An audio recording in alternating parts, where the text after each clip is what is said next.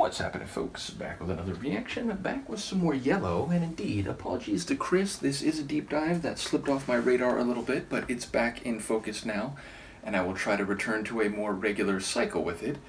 And we've been going through this chronologically arranged folder provided by Chris of their songs, and the next one in the playlist is from 1983, and it's simply called I Love You. Not much more than has been already said over the millennia about this phrase can be considered in advance. I will just say that I wonder if it's more sincere, I wonder if it's more complicated, I wonder if there is even a formal narrative or scene painting per se. It could just be like a sentiment, and given that at least a couple of tracks we've heard from them so far are a bit more, dance or electronic oriented, I wouldn't be surprised if it's more conceptual than a full story with a beginning, middle, and an end. So either way, let's give it a listen. This is Yello, the track is I Love You, and it's from 1983. I love you.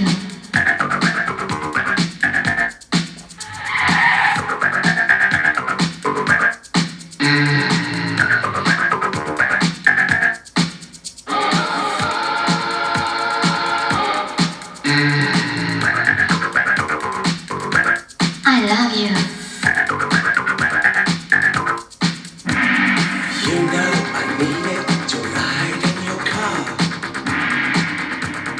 I know it's dangerous, you're going too far. I'm always with you wherever you go.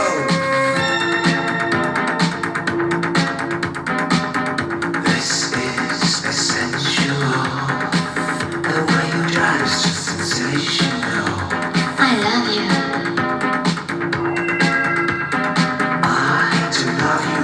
Love you all the same. You know, baby, driving is a serious game. I love you. I know, I love you. I know. You gonna get me a heart attack. Stop it, hold it back.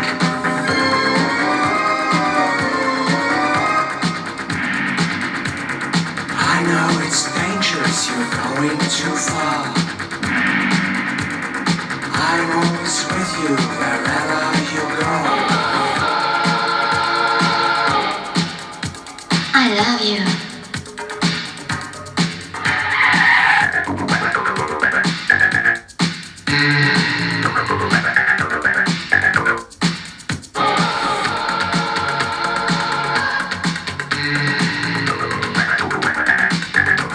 I love you.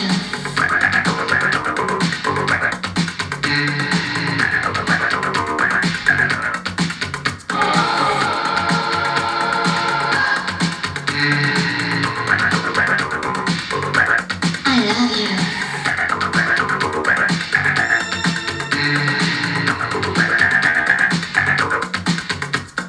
You know I needed to ride in your car. I'm always with you wherever you go.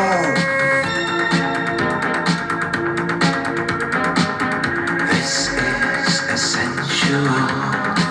The way you drive is just sensational. I love you.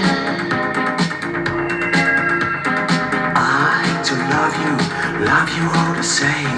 You know, baby, driving is a serious game. I love you. I know, I love you. I know. You gonna get me a heart attack. Stop it, hold it back.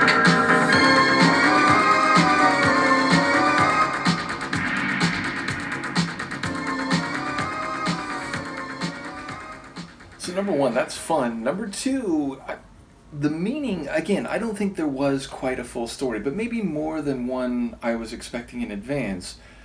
And yeah, a bit more dissonant and like tension-filled than I would have thought, and it does sound like it's expressed through the visual and kinetic reference of driving. Now obviously driving something forward can have a more figurative meaning, but there are references to cars here. So it does feel like this is at the very least using this visual, literal interpretation of driving as a vehicle for their love, their emotion, but he's also indicating concern that, whoa, you're going too fast, too far, and you're going to give me a heart attack. So it sounds like there is a degree of tension in the feeling, at least from the male narrator, and all we hear from the female is just that line, I love you. And it's interesting because he's saying I know, and it sounds like he's almost saying like, yeah, me too, but we need to be careful. Though he's also saying like, wow, this driving is a very sensual thing, and your driving is sensational. So he's impressed by her moves, by her speed, by her sensual nature, but perhaps with a bit of an asterisk, a bit of a caveat, and saying like, okay, but let's be a bit more careful here. You don't have to go quite so fast. I will say also that exchange of I love you, I know. I mean, what year did The Empire Strikes Back come out? Is that 82? It's like right around this time. And of course, the legendary exchange of I love you, I know. It feels like there might be a little tip of a cap here, but nevertheless, that aside, I do enjoy the very like energetic and kinetic synth bass. Multiple parts kind of sounded like vocal synths, like that almost angelic type of layer that sounded like a choral synth. Even that first bass line that we hear, very like elastic, that kind of sounded like, you know, a frog, or like a, you know, a quirky human vocal. And there was another line too that I'm now blanking on that sounded a bit like that. Now there were other aspects, you know, that were more straight away, like, you know, piano key run. And even the ones that I just mentioned, I don't think they were like actually vocal synths. They just had a bit of that sound. Maybe I'm wrong.